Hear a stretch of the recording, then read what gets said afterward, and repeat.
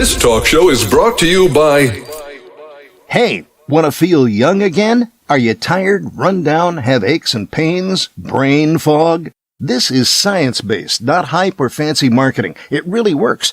Carbon 60 helps detoxify your body on the cellular level. It stabilizes free radicals, just like the antioxidants found in red wine and berry stew, but on a far smaller, more bioavailable nanoscale.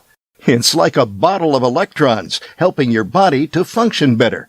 You can also apply it on your skin topically, over muscles, joints, or organs. Most people feel results within minutes. This is not a drug. It's organic carbon. Feel better today. About 95% of our users report more energy and clarity of mind within 10 days. Give us a call at Greska's Carbon 60 at 720-600-6040 or visit our site at c-60.com. Call 720-600-6040 and feel young again.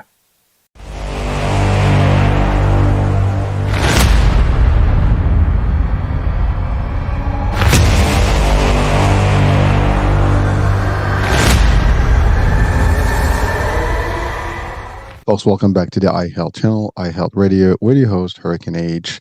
New day, always a new show, always a new guest, always a great topic. I hope that they are great topics and that you're enjoying them. So let's keep that there. But I do believe that we bring value as well as resources, and that's what we're going to be doing as well today with our guest. And our guest today, she's a Master Certified Life Coach. She's a Keynote Speaker. She's a Certified Facilitator that provides clients with expertise in different areas: relationships, empowerment, purpose. She has a mission. I mean, her group has a mission. She has a mission to support clients and basically sharing skills, strategies that strengthen their personal relationships with them, at work or in regular life. So anyways, I mean, that's just my debrief here quickly. But my guest, Veronica Williams, is going to join us now, and she's going to talk about her services, and we're going to have a discussion about those things. But what's interesting is that Veronica happens to be married to Daryl Williams, who I actually had the pleasure to meet and have an interview with. We had a great discussion on a double impact show almost 2 years ago. And it's been a minute. It was just a powerful show. As a matter of fact, it is still playing on network, and I still, reboost it every now and then. So do check out that site, and that show specifically in our site and everywhere else. So yeah, and I have the pleasure today of having his significant other, his other, partner in life, Veronica. Veronica, welcome to the show. Thank you, Hurricane. I'm glad to be here. Well, listen, listen, now you have to live up to he did a good job. We got to do a better job today, right? So we gotta make it happen. I have some big shoes to fill. Oh no, you gotta do more than fill them. So first things first, Veronica, there's a lot of stuff that you do, and I know that listen, you are helping people in the Washington D.C. area specifically. And you have been, working again with Daryl, in his path. I mean, as a veteran in the government, all this stuff, and you've taken also your own way of doing things where you want to bring some real resources to people. Now, before we go there, I would like you to give us a little bit of just information about your background, as well as the organization that you actually represent and work with. Okay. Good morning, everyone. I'm Veronica Williams. I am the co-founder of Alliance Seminars Coaching. We are a veteran-owned, faith-based organization that provide our clients with Master Certified Life Coaching, empowerment, and any strategies and tools that you need, even with your organization, to work with your employees and develop relationships. That's pretty much it.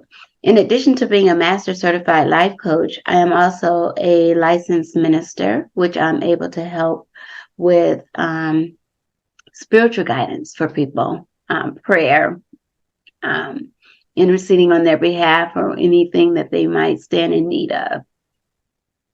All right. Well, that's quite a bit. But Veronica, before you, this is what you do now. I mean, but what got you to it? I mean, ultimately, I know you were I guess an army, or someone that's married into the armed forces, and that's a very difficult life because you are moving, you're doing.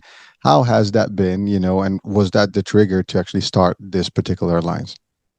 No, my development into where we are today for me personally is part of the ministry that I was growing into in my life. My life experiences just allowed me to realize that I have something to offer to share people that are going through and people that need help to navigate through life. And some of my experiences has helped me do that.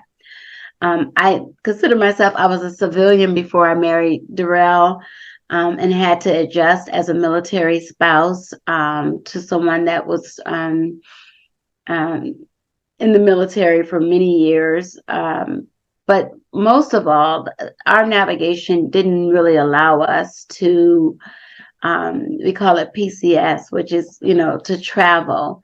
We basically stayed in the D.C. Metropolitan Area our entire marriage. So I never had that opportunity to go overseas and deal with that. Darrell did travel a lot. So as a single wife of a military person, I dealt with him having to travel for business with the military, as well as being a mother with a young child, with a husband in the military, and us navigating life that way. That's pretty much it. In my personal life, as far as my own career path, it has taken on a multiplicity of jobs. But I am now working in human resources, which is a great place where I'm at now. Well, thank you, and you talked about a lot of things. I mean, first of all, thanks for clarifying that, because not every, I guess, person that's married into the military, gets to travel. I mean, you just clearly stated that your position was to stay behind, and because of his specific duties, that you were not part of. He was not in army bases and stuff were stationed. Those typically the ones. So it was more mission driven type of thing. So it's a little, and it's a tough one because you're not close enough. You have to wait, and that must have been a very difficult, time, perspective. When people are not around, then they just go and they go dark for a few few days, weeks. And then before you know it's like, oh, okay, thank God. But and especially when you have a child. But I know that he finished all that, and he worked with the White House and all the stuff. So things have changed, of course, over the years, and you've been along with him in that journey. And that is again, I always commend married couples specifically when they can endure a lot of that, and they remain together, and they sustain each other, they help each other, and they work to get together towards a better future, as it's supposed to happen. And today we're going to talk about empowerment and relationships. And and that's really why I'm driving this discussion. You are pretty much a good example of what that looks like. It should be. I hope I am. Well, you are. You are. But Well, I listen. try to be. Listen, I'm sure, and you guys are working as a team, so that's a great thing. And Yeah. and by the way, I do also appreciate that you mentioned ministry, which means you're close to God, and you do all the good stuff, and you have a positive outlook alive, and you're always positive and trying to help people to be doing the right thing, and that's an important piece. And then you mentioned that you're in the human resources world, which again, everything revolves around human resources. Unfortunately, this is a human planet. We do have a need for people to help, whether at business or just in general, in terms of relationships and human interactions. So now in the alliance, what are some of the things that you actually do in terms of services? And you mentioned clients. Who are the clients? Our clients are couples that are anticipating getting married, and couples that are married, and I like to call it have some hiccups. Just need someone to come in and talk it out and get a little tune up. Marriage evolve. The individuals, husbands and wives, they evolve, they change. How you start out in marriage isn't how it ends up over the years. as you've gone through some experiences of maybe having children, job loss, just changing, your likes and dislikes have changed. So we work with couples like that. We also work with individuals that may need some navigating of life or feel stuck. So we help coach them through finding their passion and avenues of opportunities for moving into something that they like as far as their professional life. And then we also work with organizations that want to build their morale among their employees and in their companies. So we do training with those organizations that are interested in building relationships with their employees and the entire organization, from leadership to all the employees. You're really in the HR business. you really defined exactly what that function is. But you know, that's a lot of types of clientele and work that you do. I mean, first of all, you have the couples that are ready to get into marriage and you know, preparing them. Now here's a question that may sound funny, but do you find that people today actually do kind of want to have that discussion? I mean, because people today, they tend just to meet and, you know, just start a life, and the marriage hasn't become, you know, the way it used to be. I think it's changed. Some people don't even like to marry anymore for various reasons. I mean, some of them is financial, some of them just they're afraid of what, you know, if that doesn't work out, you know, all these things that happen. So when you meet with these new couples, well, at least not non-married couples that are trying to discuss, how is that discussion going? Because, you know, I mean, they have to find a reason why they should, you know, seek a service or at least, you know, some guidance, because, I mean, obviously they're serious about this. They want to go to the next stage, but they're not sure. And so how does that conversation look like? So basically, number one, we, for a couple that is engaged, we do a preparing for marriage course. So the number one reason why couples will come to us is because they are serious about wanting to get married, and they want to learn and navigate through some potential pitfalls that might be in the marriage. And how do they do that? But there are also situations where individuals just want to talk to someone just to see where they are in their relationship, and just get an outsider's perspective. So we meet with couples that are pre-marital couples because number one, they're interested in getting married. We also do a 10-month process because we're talking about just about 10 topics, but so many other things go into that. Some of the outcomes is when you're in a premarital stage, you're learning that in order to really say I do and want to be committed in a relationship, you have to, number one, want it.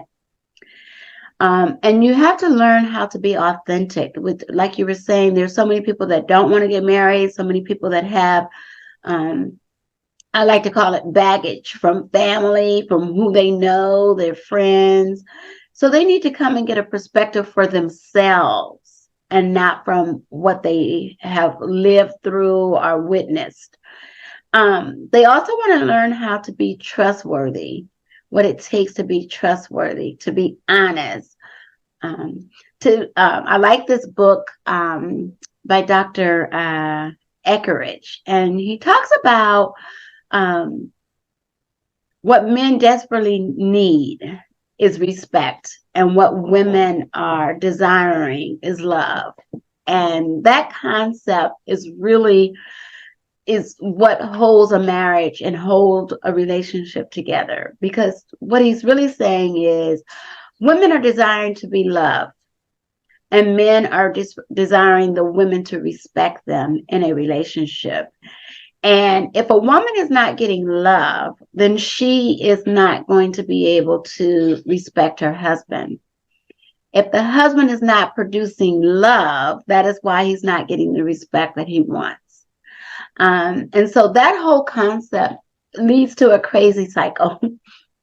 And what happens is, That is pretty tough. And what he means by a crazy cycle, you're going to continue to go through the same thing all the time when you haven't realized what's really going on in the situation here. What's really allowing us to have conflict? What's the real deal? What are my needs? What are your needs? What am I not giving you? I mean, people need to, or we say individuals should not go. Most couples that come together, it's all surface talk. None of it is deep. No, and you need to learn to, if you're moving into a path of being married and wanting to be married, and being committed in a relationship with someone, it takes a deeper conversation about all the things that you want to talk about, because marriage produces vulnerability. If you're not willing to be vulnerable about your life, about your situations, then maybe it's not for you at that point. Doesn't mean that it can't be, because there are some couples that we had to say, why don't you guys take a pause, go work that out, and then let's resume. Because even though you may say, I'm ready to get married, it may be some things in your past, it may be some things in your current day. And then you may have, especially for couples with the rate of addictions, and it doesn't always lead to drug addiction. It could be sexual addiction. It can be anything that is going to prevent you to be the best you. So when we go into a marriage, we want to take away and be our best selves. So I often ask people, from a spiritual standpoint, have you really, for those that are spiritual, and there's some people that are non-based, so you kind of ask it based, non-faith based, but have you really thought about whether this individual is the suitable mate for you? Has the individual thought about, is she really the suitable person for me? Am I really the suitable one for her? Can we work through what we got going on right now? Because every marriage has something to blend, whether it's other family members because they all have pre-existing children from past relationships, whether it's the biggest piece is when children are adult children are dependent on their parents in financial ways. So when you're coming together, the Bible talks about how you're to leave your parents or leave your mother and your father and cleave to your spouse. It really doesn't mean abandon them. It just means becoming less dependent on them, and now enter into this interdependent relationship with this individual. Whatever we got going on, whether it's financial, whether it's something that we used to depend on with our parents, we now need to work on how we're going to navigate that together. We're going to think of our own plan. We're going to set our own foundation as to where we want this marriage to go, how we want this marriage to be viewed for us. Not comparing yourselves with others, but just realizing that we're in this, and keeping other people out of it is very important. And that was one of the key advices that my parents gave both me and Darrell, because he was taking me away from my family while marrying me, and I was going to have to move 3,000 miles away from my family. But that was very critical. My father being a man of God, being in marriage close to 50 years by the time I got married to one woman, my mom, he wanted to make sure that his youngest daughter was going to get into something that wasn't going to take her away, where he couldn't protect her anymore, where he couldn't be that individual for her. So Darrell had to really own up to be like, are you really able to take on these things? I used to provide this for her, and I know how she is. I know she's growing up to be a woman, but are you going to be able to man up? And that is really what other couples need, is someone in their corner to let others know that this person is loved. This person has somebody in their corner, but you're going to have to step up and be who you say you want to be when you've asked this individual to partner with you in marriage. Ooh, Veronica, that's a lot of stuff we covered there. Well, first of all, may I just ask a quick question? How long you and Daryl have been married? Oh, coming up on 25 years in Ooh, September. there you go. There you go. Amazing. It's Uh, amazing. But the key about that is Darrell and I, we grew up together in Compton. We went to the same middle school and high school. We never dated. We knew of each other. We had mutual friends. It wasn't until after our high school 10-year class reunion that we really got together. By then, we were adults. We were in our late 20s by the time we had our 10-year class reunion. And so I consider us being more matured. We've experienced some things in life. We had to decide if this is what you want, and being able to talk about it, your past history, what other relationships you had, what didn't go well there, what are you looking forward to be there. Taking away unrealistic expectations allowed us to grow. But most importantly, we grew to be friends before we were able to be, I'll just say lovers, or there's nothing wrong with that. that led to us being in love to be husband and wife. Let me say it that way, because that's really how it was. Before we could even think about marriage, we were friends first. And in that friendship is how we developed a relationship that moved us to the next level of being more than friends and being in a relationship to say, yes, we'll date each other, we'll commit to each other. We both were sold out Christians. We were both sold out in our life, living up a committed life to God. So we had to make sure that we were on the same page. There can always be two Christians get together, but they're not always on the same page. So just for people to know, we weren't into fornicating. So you have to really know if that person is going to be for you, because that's not what I want. I want to experience what God wants from me after marriage, because that's what that was intended for. So we had to make sure that we were on the same page. And a lot of couples, I'm not seeing them always on the same page from their spiritual aspect of getting together in a relationship. Well, first of all, congrats on 25 years, and definitely you guys are both blessed with each other. I mean, he's blessed to have you, you're blessed to have him, and I love what you said. And I'm going to go back to some of the initial stuff, but just on your relationship specifically, which really was the concept of marriage before. People meet with each other, they know each other, then they commit to each other, then they become truly friends throughout their marriage, and that relationship builds on friendship and respect. And you're right, I mean, you mentioned Christianity specifically, but all faith-based, relationships are, there is no fornicating, there is no, pre-sexual, relationship prior to actually, the marriage and all that stuff, and that was the tradition, in centuries.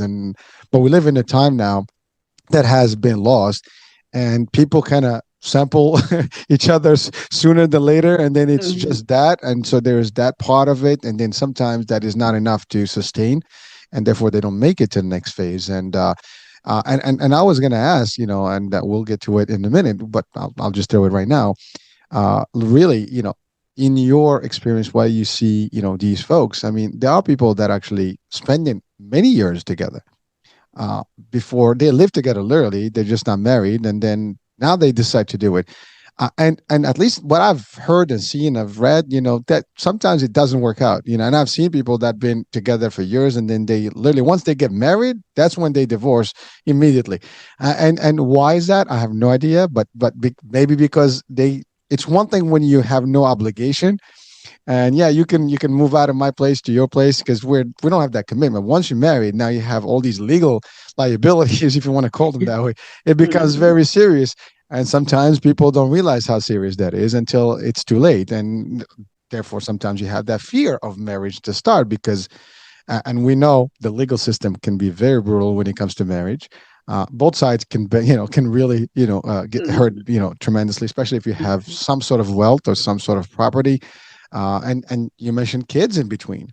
Some people have kids that's theirs. Some people that have kids from previous relationships, and now you have all that that attaches to this relationship, and it can be destructive. You have parents, as you mentioned earlier, which can be also a determining factor in terms of whether you're going to succeed or not. Because in your case, your father wanted someone that's going to take care of his young daughter and take her to that 50 years mark and beyond.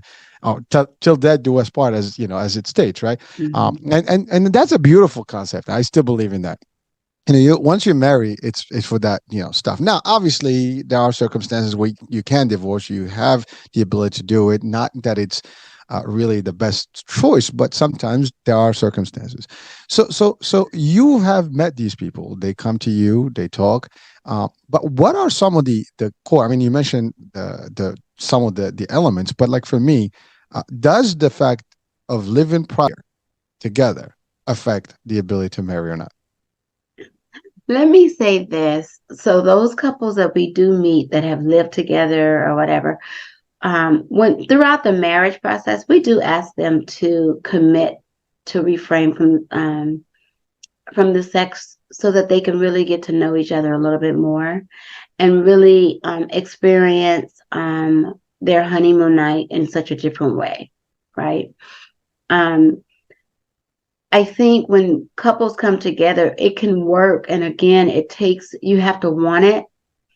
That philosophy of marriage is 50-50. You have to go in giving 100 of yourself. You have to really want it. Yes, the vow that says to death do us part. A lot of people, they stumble over that. They don't want to, they hesitate. But the most critical piece that people hesitate on is when it's asking wives to submit to their husbands. A lot of people want to take that part out. And I think what I would like to say is that it just really means respect, our love, we get so hung up on words that it takes you talking about what that means and defining it for yourselves and your couple, because every couple is so different. Every couple is so unique. They might have some similar characteristics, but the individuals are very different at how they handle things. For those couples that have lived together and then decide to get married, it can sustain, it can work, but you have to work on building a foundation. For individuals that get married based on, let's just say the sex, that won't sustain the relationship. And then both parties have to provide to the relationship. Today's time is not like years ago where one spouse stayed home and the other spouse worked and provided for the family.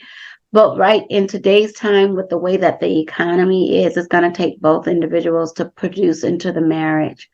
Now, that concept of that is sort of a situation too. When you take people that have lived together and what was theirs is theirs financially and what was yours financially. Now we're going to get married. We're saying I do. We're going to be now our incomes become together.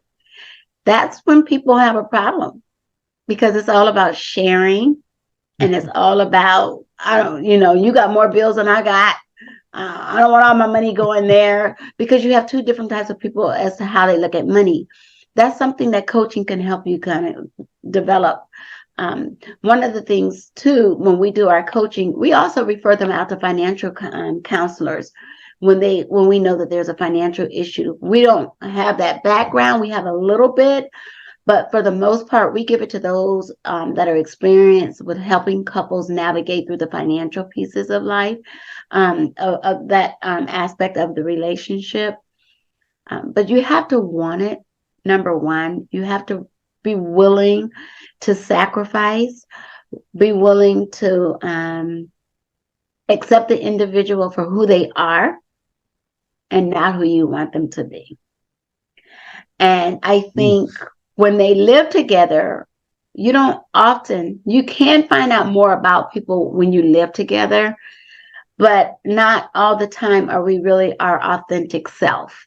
It's when you become married and you're more vulnerable and you're in a more committed relationship, then that's when all of that is dispelled. And then you realize, oh, I don't want this. I didn't sign up for this. But when you say I do, you sign up for all of it. The good, the bad, the all of it. I think we are not tolerable to learn how to navigate through life and work out life. And then from a Christian standpoint, trust God. God can bless a mess, even if the circumstances wasn't as perfect, because nothing's perfect as you get together. But when you have a strong faith-based foundation, God can work it out. And then you will be a testimony years later to say, we didn't always start out like this, because we met older couples that said, we didn't always start out like this. It was through the work and talking to some couples that were mentors in our life or had a little bit more wisdom, or talking to couples that experienced some of the things we experienced and saw how they got through it. We realized we're going to have to work at it. The key question is, do I have the patience to work through anything that comes up in this marriage with this individual? Well, Veronica, you're touching on a lot of things, and so now I just want to go to the two terms you used a couple of times. One is love and respect. Love, women, as you said, women, love to have that love feeling, that to be loved, which, by the way, men too, but they're just in a different way. But you're right, women do express that need of it, and it's okay, it's righteous, and it makes sense. And I think the male, partners do actually want that respect, just that ego or, well, I don't know, manhood type of thing. I think it's just genetic, it's just the way it is, right? But it is both. That respect still needs to be on both sides, and the love should be on both sides. That's one. The other thing you talked about is the submission part, and that's people listening to you right now, to me, they might think like, well, you guys are stating that women have to literally subdue themselves and submit fully to their husband. That's not what you're saying, Veronica. What you're saying is that this is both submission, technically, in a way. And submission here is not like you're a slave or servant. You are actually working with each other and being there for each other. And that's a whole different concept, and you have to elevate beyond, to your point, the words. And that's really what is traditionally that served the marriage always better. And both are servient to each other. I mean, the husband's always going to be serving to the wife. And we have that joke, happy wife, happy life, you do whatever she has, right? But it's really reality. Yes. And I want to just say about that submission, it's just commitment. Can you commit to this one person? In today's life, it's so much infidelity going on. And why is it? Because people aren't taking time to express themselves as to what they feel like they're not getting in that particular marriage and that relationship. That's why I said, if you talk about it and you're open enough and you feel comfortable enough, and then you open your relationship to be able to talk about different things without, again, going through a conflicting situation that causes conflict or arguments, it can work. But, that submission piece too, committing. Are you willing to commit? And that goes on both parts. Respect, like you say, it goes for both people. Love goes for both people. I think a lot of times we just have such a misconstrued thought process of what it looks like, what it is. That's why it takes two people to talk about what does it look like for you? What does it look like for me? Here's what I grew up with. I didn't like this. I like that. Or here's what I never saw. Here's, I don't really know how to be in a relationship. Some people get in a relationship and live together with people, but really don't know how to be in a relationship. So how do you be honest about that and say, okay, well, let's develop how we're going to deal with this, how we're going to handle being in a relationship together. So But you're talking about people really sitting down and talking about things, and not just winging it. I think what's happened now is that everybody's winging it. They meet, there is an attraction, you know, the sex part is probably the first, excitement that there is, because there's that part now that didn't exist before, at least, in traditional marriages. And so now you have that feeling like, it's just happening, it's just, you get together, it's fun, you just continue getting together, and just, while it's like, it's sweet, it just feels good, right?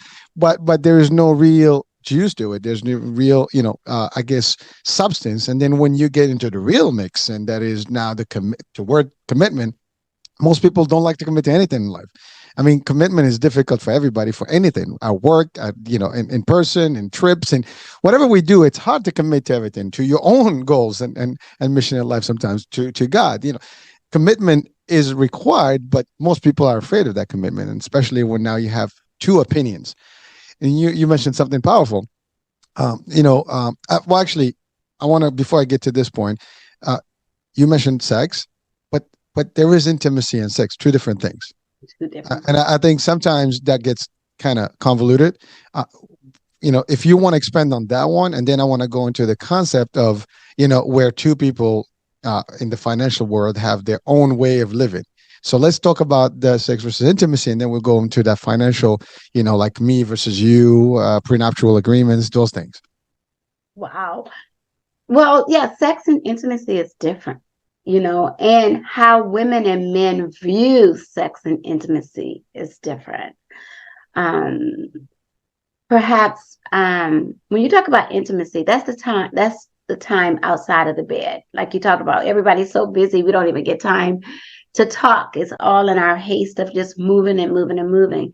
But we should take time to spend time with each other, outside of the bed, outside of, even going out to places, like let's just have a dinner inside without anybody around, and learning how to conversate on subjects that are of interest to you and that are interest to me.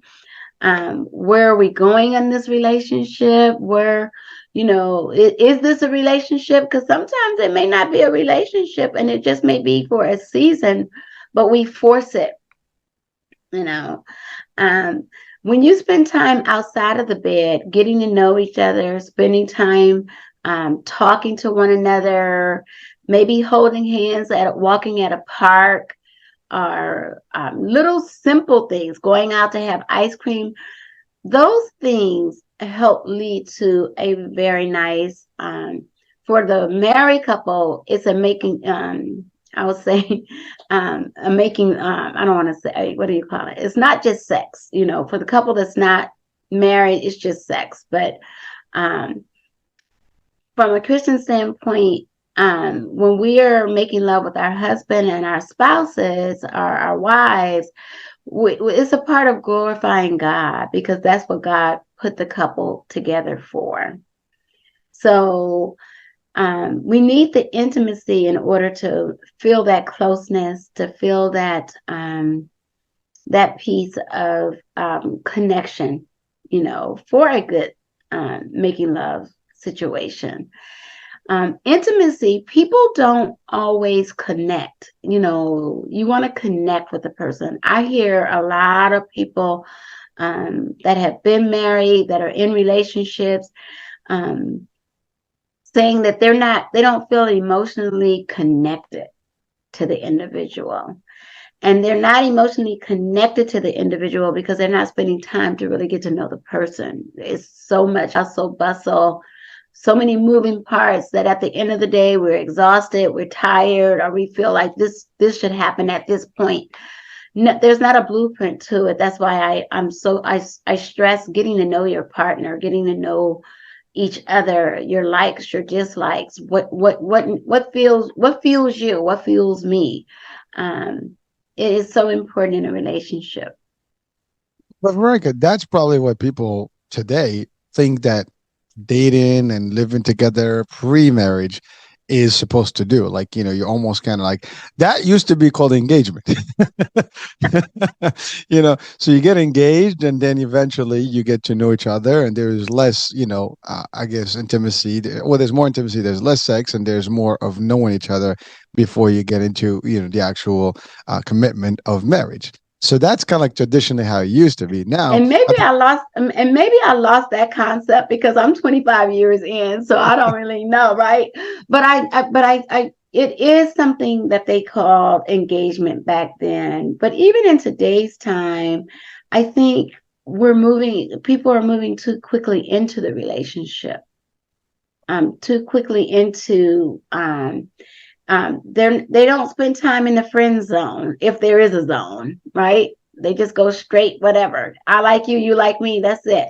But there's so much missed in between that when they do when they do get married, they didn't even discover all the other stuff, and now they're waking up and they're saying, well, what do we do? I missed something here. I'm not feeling this. I'm not because you didn't do, not that there's an A, B through Z, but there's processes in that gets you to building a foundation and knowing what's going to help sustain your relationship. well, thank you. And it's amazing because you talked about that today is very difficult. And I think a lot of things that happen in that relationship where there's less intimacy, there's less relation, there's less knowing each other is because everybody's hustling, and you're right. There was a time where men worked, women stayed home. And of course, we're past that in today's, age, and it's okay. Both parties are working and stuff. But what happens is that they both are so pulled in multiple directions, and there's no time for themselves, for the couple. And so they either the kids, the job, this, that, running, they're tired. So they lose actually, that. By the way, this is not a rule. You can still make it work. I mean, you are 25 and I'm 21 years in, and you know what? You got to find the time. You do like your date nights, you do certain things there. It's a part of your life. But unfortunately, people find excuses to this, like, I'm busy and this and that. And sometimes there's, if it was built on attraction only, there's a lot of attraction out there too. And so that's the easy way to actually, deviate, if you want to call it that way, from both sides, right? So it's a matter of like that friendship zone, that friend zone, as you said, is a key. And that builds, over time. You have to be together. You have to commit to each other. You have to get to know each other more. To the point where I'm sure that you and Daryl, you kind of almost, can, finish his sentences and think, know if he's looking at something, already what he's going to say or see. You get to that point, then that you've gone to that level where you're really in sync. I mean, you are a unit. We have that jokes like, are you guys a thing? Or you become a thing. Right. But that's actually, it takes a lot of work. And you're right. If there are kids in between, demanding jobs can be difficult. If someone, for example, I mean, look, your husband was traveling over the world. That takes a lot of, patience and love and trust and all this stuff. And, you could have easily said, well, you're all over the place. I don't know what, what are you doing? And then you can just go in the other tangent. And sometimes you have that personality that creates something from nothing, because they have a little bit of not, no trust, or maybe they have some sort of a lack of belief. And so that makes it, that's a difficult task too, because some people have jobs where they travel. And if their spouses are not, there's no trust in between them, or there is some sort of behavioral thing that they feel that it can affect them, then they start reacting, ad hoc, and basically that starts escalating. And the next thing you know, then you have problems, and then they'll come up to you, But so let's talk about this point, and then we can continue. That point being that you want to repeat? Yeah, just talking about the idea of when people kind of disperse around the world, or whatever, travel and stuff, they have demanding jobs, and someone in the other party is really not trustful. I mean, they kind of have doubts. They just have this voice in their head, like, well, what is she doing? What is he doing? What do you? I mean, you hear this all the time, where people are literally like FaceTiming now. Can I see where you are, who you are? Can you give me I mean, come on. I mean, but it's real. That's happening. Yeah. When you get to that point, I mean, do you really want to be in a relationship? Yeah. And I think what happens is that self-esteem on one hand for the individual, being who you are, being like who you are, be secure with you. I think those are some insecurity things that come up. Yes. But it has to be something that the other party recognizes about that individual, to know that when you're dealing with them, that you're going to make sure that you comfort them in that insecurity, right? I think when it starts to becoming that you have some insecurities, that's something that you need to talk to people about. You know, we're coaches, so we try to deal with from today moving forward. So you probably need somebody a little deeper, because it might be something that's fueled from a past situation that you have distrust, and that you're not content with that other individual. Maybe it was something that happened in the relationship as you were going on, and you breezed through it. You guys never dealt with it, so maybe this is a time to channel back to that, to deal with that situation. So I think when you talk about that, we don't understand what things are going on because we're so much in a hustle and bustle and so quick to do things so fast, that when there really is an issue, it's not until it gets to the point where I don't want to deal with you anymore. But if we had taken time to know when the changes take place in the relationship, or if we learned more about that individual, and we feel like, oh, well, why are you acting like that? Or why are you talking to me that way? Because that's from a woman's perspective, something's going on when the tone is there, and when there's a shift happening. So the man has to be in tune. The woman has to be in tune to each other and to know when there's a shift. So if there's some behavioral things that are going on that is causing insecurities, did it just happen now, or were they always just breezed through when it initially happened? So you have to be in a situation to talk, to communicate. Communication is one of the key issues that couples face in their marriages that may destroy it, because they don't communicate. I'm thinking one thing, you're thinking another thing, and we're never bringing our thoughts together in a conversation so that we can clear it up. So I think that's so important to do, is to, number one, at that point when there's some insecurities, it takes communication. That's something we didn't talk about in a relationship. But communicating your thoughts, your feelings, your emotions, and being free to be able to do that in a relationship is so important. And it probably can tackle some of those insecurities that you have. Because if you're worried about where the person is and they said they're at one place, and you don't believe them, then that takes a conversation. And did it just develop now, or did it develop early on and you just never started, you never even had trust in them anyway? Right. Well, there are signs about that, right? I mean, there's signs, so you can be able to pick up, but you got to be alert to them. Sometimes we want to avoid what we think. We know we can't just go on our feelings, because feelings are just feelings, right? So that's why it's so important to go on to have conversations about it.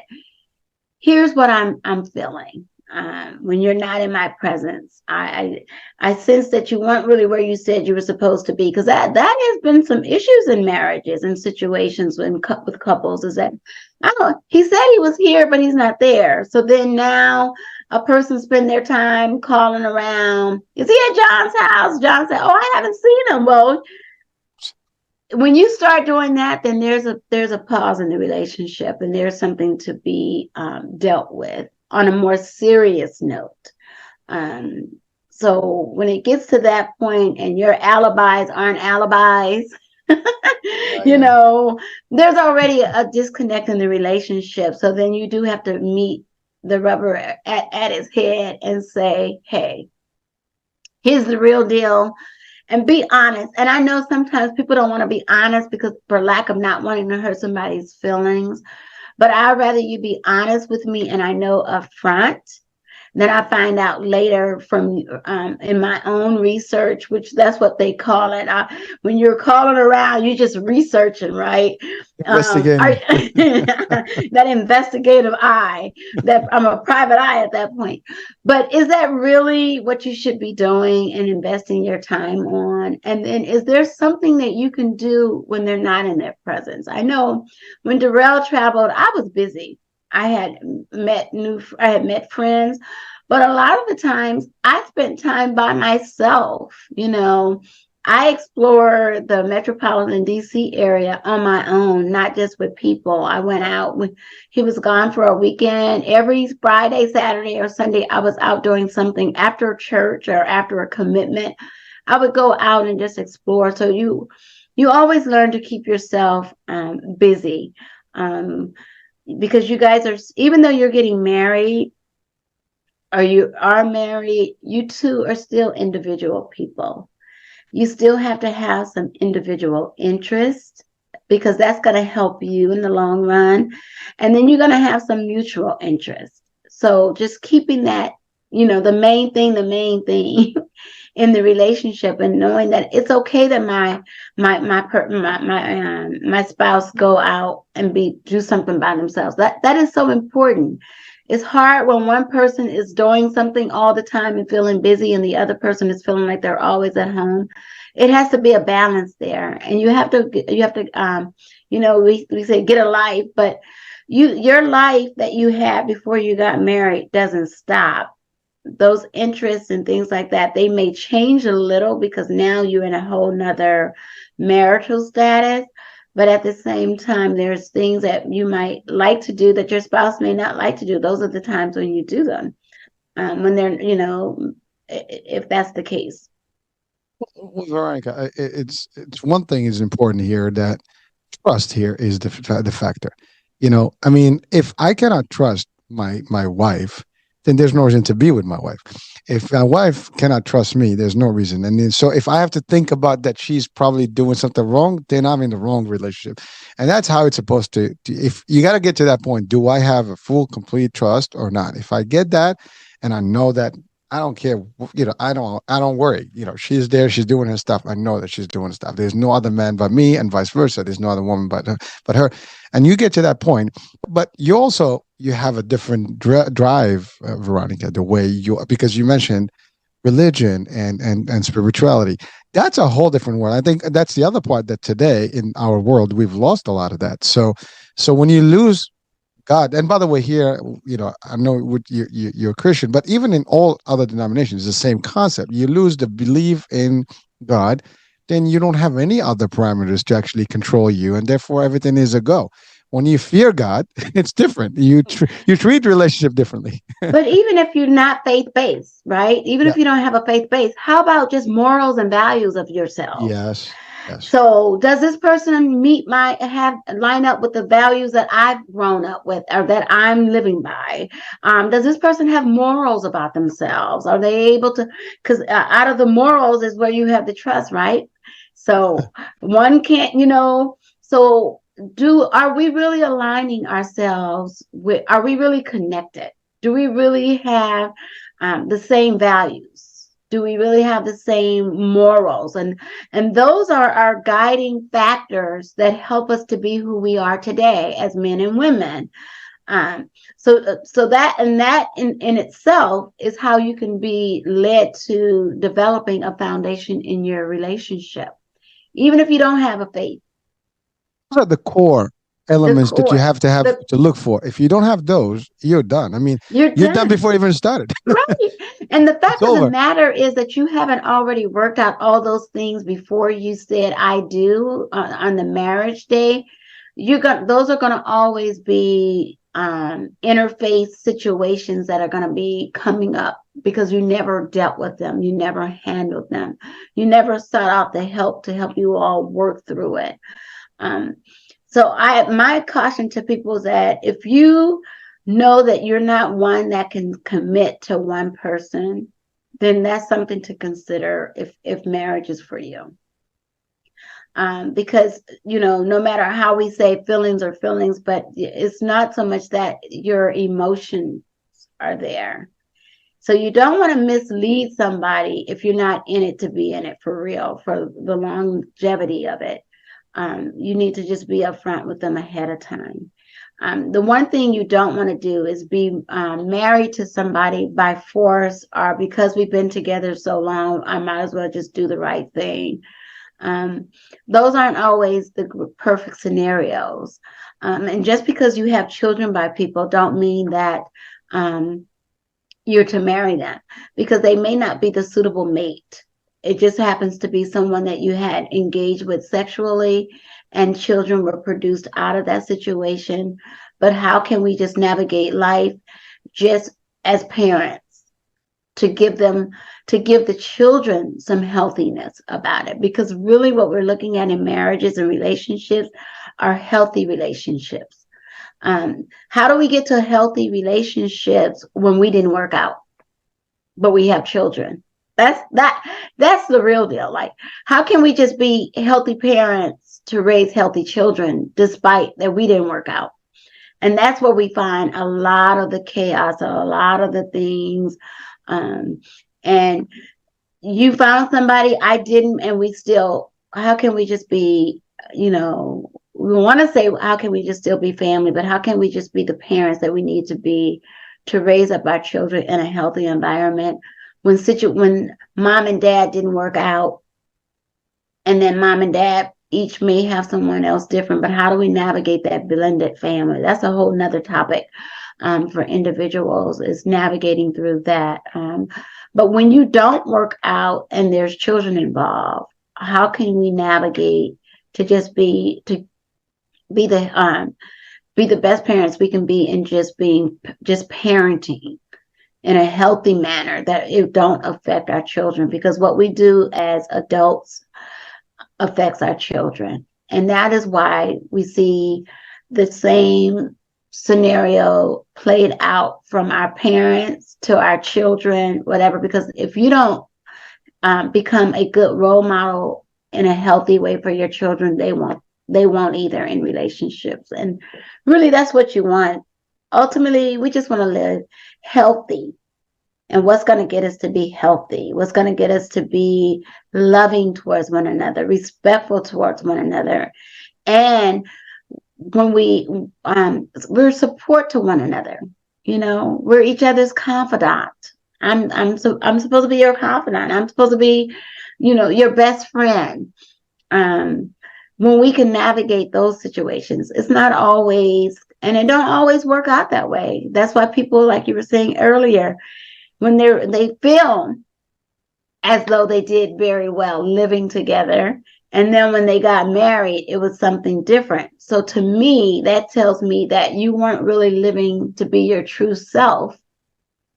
And didn't change you. It's just that you never became vulnerable to show who your true self is until now.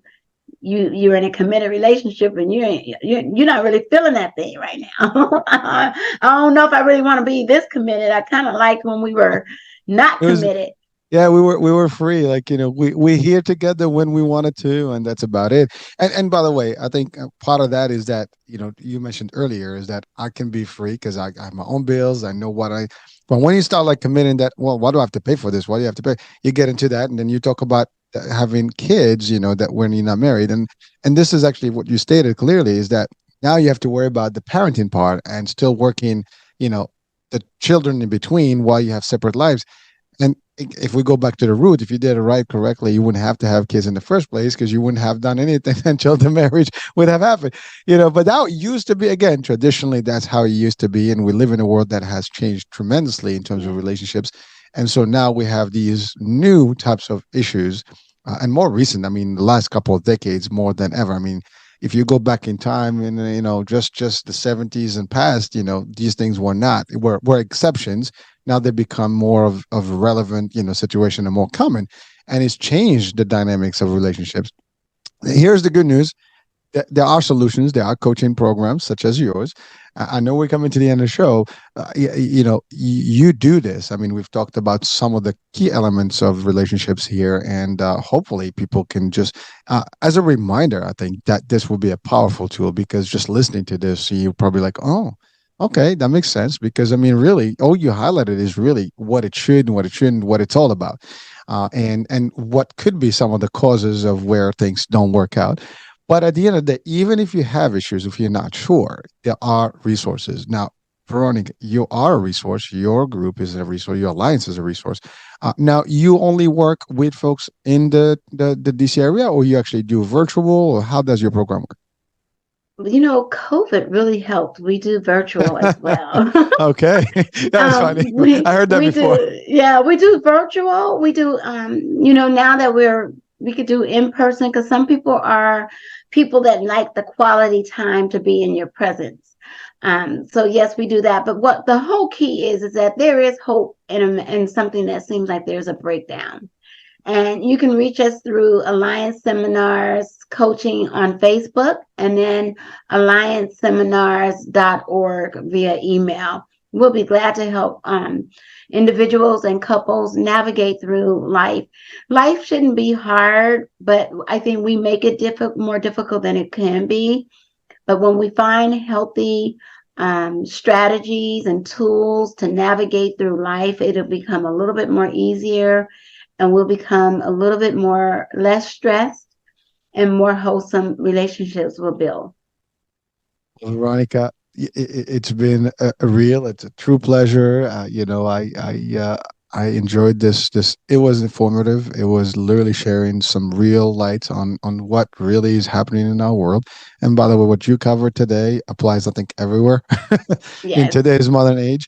And you've clearly, I mean, from a perspective of religion, spirituality, even for just non-faith based, there are tools, there's ways and stuff. Now you are available to help people anywhere, which virtually, that's a great thing.